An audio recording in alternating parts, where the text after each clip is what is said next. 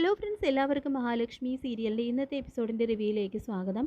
അങ്ങനെ കണ്ണൻ ലക്ഷ്മിയെ അവൻ്റെ ജീവിതത്തിൽ നിന്നും തള്ളിക്കളഞ്ഞിട്ടും മഹാലക്ഷ്മി അവൻ്റെ ജീവിതത്തിലേക്ക് കടന്നു കയറാൻ ശ്രമിക്കുന്നുണ്ട് എന്ന് മനസ്സിലാക്കുന്ന പ്രതാപനും മുത്തശ്ശിയും ആകെ പേടി പിടിക്കുന്നുണ്ട്. മഹിയാണെങ്കിൽ പ്രതാപനും മുത്തശ്ശിയും കമലേശ്വരത്ത് വന്ന അവസരം നോക്കി അമ്മയെ കാണാനായിട്ട് കരുണാലയത്തിലേക്ക് പോകുന്നു. പിന്നീട് താഴേക്ക് വരുന്ന പ്രതാപനും മുത്തശ്ശിയും ഞങ്ങൾ കണ്ണനോട് സംസാരിക്കുന്ന സമയത്ത് തന്നെ അവൾ അവനെ വിളിച്ചു. അവൻ വിളിക്കണ്ട എന്ന് പറഞ്ഞിട്ടുണ്ടെങ്കിലും അവൾക്ക് അതൊന്നും ഒരു പ്രശ്നമല്ല. അതുകൊണ്ട് സ്വാതിയുടെയും കണ്ണൻ്റെയും വിവാഹം ഉടനെ നടത്തുന്നതാണ് ബുദ്ധി എന്നെല്ലാം മുത്തശ്ശി പറയുമ്പോൾ കണ്ണേട്ടൻ്റെ ഇടതുകാലം വലതുകാലം ചലിച്ചു തുടങ്ങി. ഇനി കണ്ണേട്ടൻ നടന്നു തുടങ്ങിയിട്ട് മതി വിവാഹം എന്ന് സ്വാതിയും. എന്തായാലും ബന്ധം പിരിയാതെ മറ്റൊരു വിവാഹം കഴിച്ചു കഴിഞ്ഞാൽ അത് കേസാകുമെന്ന് പ്രതാപനും പറയുന്നുണ്ട്. കണ്ണൻ വക്കീലായതുകൊണ്ട് അവൻ തന്നെ അത് നോക്കിക്കോളും. കണ്ണൻ്റെ കൂട്ടുകാരനും ഒരു വക്കീലാണല്ലോ, അവർ തമ്മിൽ ഒരു ധാരണയെത്തട്ടെ എന്നും അവർ പറയുന്നുണ്ട്. അങ്ങനെ മഹാലക്ഷ്മി ഇനി കുഞ്ഞിനെയും കൊണ്ട് കമലേശ്വരത്തേക്ക് തന്നെ വരുന്നതിന് മുൻപ് സ്വാതിയുമായിട്ടുള്ള കണ്ണൻ്റെ വിവാഹ നിശ്ചയം നടത്താനായിട്ട് അവർ തീരുമാനിക്കുന്നുണ്ട് കേട്ടോ. തുടർന്ന് പ്രതാപൻ പറയുന്നുണ്ട്, എന്തായാലും നമ്മൾ ആഗ്രഹിക്കുന്നത് പോലെയൊക്കെ കാര്യങ്ങൾ വരുന്നുണ്ട്. കണ്ണൻ അവളെ ഉപേക്ഷിക്കുമെന്ന് നമ്മൾ ആരെങ്കിലും സ്വപ്നത്തിൽ പോലും കരുതിയതാണോ? ഇനിയും നമ്മൾ വിചാരിക്കുന്നത് പോലെയെല്ലാം കാര്യങ്ങൾ നടക്കുമെന്നും പ്രതാപൻ പറയുന്നുണ്ട് കേട്ടോ. ഇതേ സമയം കണ്ണനും അവിടേക്ക് വരുന്നുണ്ട്. അപ്പോൾ കണ്ണനോടായിട്ട് പറയുന്നുണ്ട്, എടാ മോനെ, ഇന്ന് നിന്നെ അവൾ വിളിച്ചു. ഇനി അവൾ വല്ലവൻ്റെയും കുഞ്ഞിനെയും കൊണ്ട് ഇവിടേക്ക് കയറി വരുന്നതിന് മുൻപ് സ്വാതിയും നീയും തമ്മിലുള്ള വിവാഹം നടത്താനായിട്ട് ഞങ്ങൾ തീരുമാനിച്ചു കഴിഞ്ഞു. വിവാഹം അത്ര പെട്ടെന്നൊന്നും വേണ്ട, നമുക്കൊരു നിശ്ചയം നടത്തി വയ്ക്കാമെന്നെല്ലാം അവരൊരുമിച്ച് പറയുമ്പോൾ കാര്യങ്ങളൊക്കെ കൈവിട്ട് പോവുകയാണോ? സ്വത്തുമോഹിയായി ഇവർക്ക് നല്ല തിരിച്ചടി തന്നെ അവസാനം കൊടുക്കണമെന്നും കണ്ണൻ മനസ്സിൽ സ്വയം പറയുന്നുണ്ട് കേട്ടോ. പിന്നീട് അങ്ങനെ നമ്മുടെ മഹി അമ്മയെ കാണാനായിട്ട് കമലേശ്വരത്ത് എത്തുന്നു. അപ്പോൾ അമ്മയ്ക്കുള്ള ഫ്രൂട്ട്സൊക്കെ ആയിട്ടാണ് കേട്ടോ മഹി വരുന്നത്. അപ്പോൾ ഇതേ സമയം തന്നെ കാറിൽ നിന്ന് മഹി ഇറങ്ങുന്ന സമയത്ത് തന്നെ ലേഖ മഹിയെ വിളിക്കുന്നുണ്ട്. എന്നിട്ട് കുഴപ്പമൊന്നും ഇല്ലല്ലോ മഹി, ഞാനിവിടെ ആകെ ടെൻഷൻ അടിച്ചിരിക്കുകയാണെന്ന് പറയുമ്പോൾ, ഇല്ല ലേഖേ, ഞാൻ അമ്മയെ കാണാനായിട്ട് കയറുന്നേ ഉള്ളൂ എന്ന് പറയുന്നുണ്ട് കേട്ടോ മഹി. പിന്നെ വിളിക്കാമെന്നും പറയുന്നു. പിന്നീട് മഹിയെ കാണുന്നതും അല്ലാത്ത സന്തോഷമാവുന്നുണ്ട് കേട്ടോ മോഹിനിക്ക്.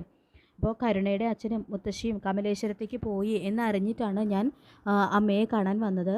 അവർ എങ്ങനെയെങ്കിലും കണ്ണേട്ടനെ ബ്രെയിൻ വാഷ് ചെയ്യാനായിരിക്കും അവിടേക്ക് പോയത് എന്നെല്ലാം പറയുമ്പോൾ, എങ്കിലും ഇത് വല്ലാത്തൊരു വിധിയാണല്ലോ മോളെ. ഈ സമയത്ത് സ്വന്തം ഭർത്താവിനോടൊപ്പം കഴിയാനേ ഏതൊരു പെണ്ണും ആഗ്രഹിക്കൂ. പക്ഷേ നിങ്ങൾക്ക് രണ്ടു പേർക്കും ഇങ്ങനെ പിരിഞ്ഞിരിക്കേണ്ടി വന്നല്ലോ എന്ന് പറഞ്ഞുകൊണ്ട് മോഹിനി സങ്കടപ്പെടുമ്പോൾ, അതൊന്നും സാരമില്ല അമ്മേ, ഞങ്ങളുടെ കുഞ്ഞ് സുരക്ഷിതമായിട്ട് ജനിക്കാൻ വേണ്ടിയിട്ടാണ് ഞാനും കണ്ണേട്ടനും എന്ത് റിസ്ക് എടുക്കാനും തയ്യാറാണ്. ഒരുപാട് പ്രാർത്ഥനകൾക്ക് ഒടുവിലല്ലേ ഞങ്ങൾക്ക് ഈ ഭാഗ്യം കൈവന്നത് എന്നും പറഞ്ഞ് മഹി മോഹിനിയെ ആശ്വസിപ്പിക്കുന്നുണ്ട്. എന്തായാലും 7-ാം മാസം പോലും മോളെ ഇങ്ങോട്ട് വിളിച്ചുകൊണ്ട് വരാൻ പറ്റില്ലല്ലോ എന്ന് പറഞ്ഞു മോഹിനി വീണ്ടും സങ്കടപ്പെടുമ്പോൾ, കുഞ്ഞ് ജനിക്കുന്നത് വരെ ഒരാപത്തും കുഞ്ഞിന് ഉണ്ടാകാൻ പാടില്ല, അതുകൊണ്ട് എല്ലാം നമ്മുടെ നല്ലതിന് വേണ്ടിയാണെന്ന് കരുതിയാൽ മതി എമ്മ എന്ന് പറഞ്ഞുകൊണ്ട് വീണ്ടും മഹി മോഹിനിയെ ആശ്വസിപ്പിക്കുന്നുണ്ട്. ഇതേ സമയം അവരെ ഞെട്ടിച്ചുകൊണ്ട് പ്രതാപനും മുത്തശ്ശിയും അപ്രതീക്ഷിതമായിട്ട് തിരികെ എത്തുന്നുണ്ട് കേട്ടോ. അപ്പോൾ മഹിയെ കാണുമ്പോൾ തന്നെ, നീ എന്താണ് ഇവിടെ? ഞങ്ങൾ കണ്ണൻ മോനെ കാണാൻ പോയ തക്കം നോക്കി നീ ഇവിടേക്ക് വന്നു അല്ലേടി? നിന്നെ നേരിട്ട് കണ്ട് രണ്ട് പറയാനിരിക്കുകയായിരുന്നു. ഇനി നീ കണ്ണൻ മോനെ വിളിക്കുകയോ അവൻ്റെ ജീവിതത്തിലേക്ക് കടന്നു കയറാനോ ശ്രമിക്കരുത്. അവന് നിന്നോട് അത്രയ്ക്ക് വെറുപ്പാണെന്ന് മുത്തശ്ശിയും. ഞങ്ങളില്ലാത്ത സമയത്ത് ഇനി നീ ഇങ്ങോട്ട് കയറി വന്നാൽ അതിൻ്റെ പേരിൽ തല്ലുകൊള്ളേണ്ടി വരുന്നത് ഇവളായിരിക്കുമെന്ന് പറയുമ്പോൾ അത് കേട്ട് ഭയപ്പെടുന്നുണ്ട് കേട്ടോ മോഹിനി മഹിയും. പക്ഷേ മഹി ഒട്ടും വിട്ടുകൊടുക്കുന്നില്ല. മോഹിനി പറയുന്നുണ്ട്, അങ്ങനെ എൻ്റെ അമ്മയ്ക്ക് എന്തെങ്കിലും ആപത്തുണ്ടായാൽ പിന്നെ തൻ്റെ ജീവിതം ജയിലിലായിരിക്കും. ഞാനൊരു കേസ് ഫയൽ ചെയ്താൽ എല്ലാത്തിനും താൻ മറുപടി പറയേണ്ടി വരും. ഇവിടെ അടിമയെപ്പോലെ കഴിഞ്ഞ പഴയ മഹാലക്ഷ്മിയല്ല ഞാൻ, കമലേശ്വരം ഗ്രൂപ്പ് ഓഫ് കമ്പനീസിൻ്റെ MD ആണ് എന്ന് പറഞ്ഞുകൊണ്ട് നല്ല മറുപടി തന്നെ മഹി അവർക്ക് കൊടുക്കുന്നുണ്ട്. അത് കേട്ട് വിരണ്ട് പോകുന്നുണ്ട് കേട്ടോ പ്രതാപനും മുത്തശ്ശിയും. പിന്നീട് മഹി അമ്മയോട് യാത്ര പറഞ്ഞ് അവിടെ നിന്നും ഇറങ്ങുന്നു.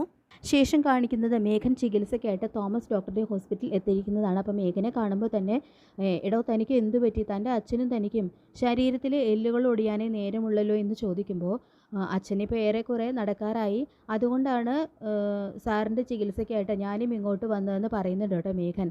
ആക്സിഡൻറ്റ് പറ്റി ഒടിവ് സംഭവിച്ചതാണെന്നാണ് മേഘൻ തോമസ് ഡോക്ടറോട് കള്ളം പറയുന്നത്.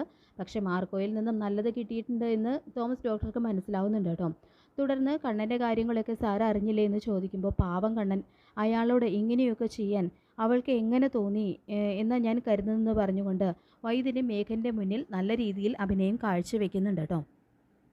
ശേഷം കണ്ണൻ മഹാലക്ഷ്മിയെ കാണാനായിട്ട് വീണ്ടും അനന്തുവിൻ്റെ വീട്ടിലെത്തുന്നുണ്ട്. അപ്പോൾ പ്രതാപനും മുത്തശ്ശിയും വന്നിട്ട് പോയിട്ടുള്ള ആ സമയത്ത് അവർ എടുത്തിരിക്കുന്ന തീരുമാനങ്ങളെക്കുറിച്ചെല്ലാം കണ്ണൻ അവരെ അറിയിക്കുന്നുണ്ട് കേട്ടോ. അപ്പോൾ മാർക്കോയും ലോപ്പസും അവിടേക്ക് വരുന്നുണ്ട്.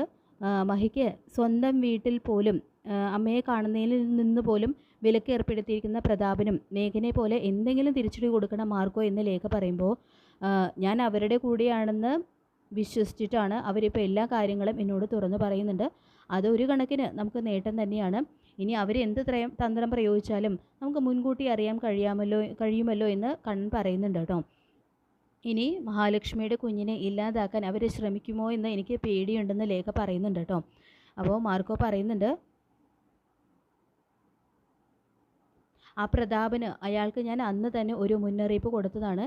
ഇനി കണ്ണൻ സാറിൻ്റെയും മഹാലക്ഷ്മിയുടെയും ജീവിതത്തിലേക്ക് കടന്നു കയറരുതെന്ന്.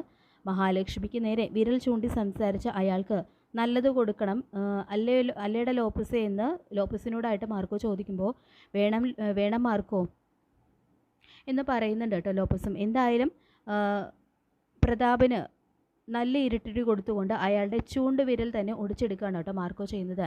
എന്തായാലും കാര്യങ്ങളൊക്കെ ഇപ്പോൾ കലങ്ങി മറിഞ്ഞ് കിടക്കുകയാണെങ്കിലും അവസാനം എല്ലാ ശത്രുക്കളെ ഒന്നടങ്കം ഞെട്ടിച്ചുകൊണ്ട് മഹാലക്ഷ്മിയെയും കൂട്ടി കമലേശ്വരത്തേക്ക് തന്നെ തിരികെ എത്തുന്നുണ്ട് കേട്ടോ നമ്മുടെ കണ്ണൻ.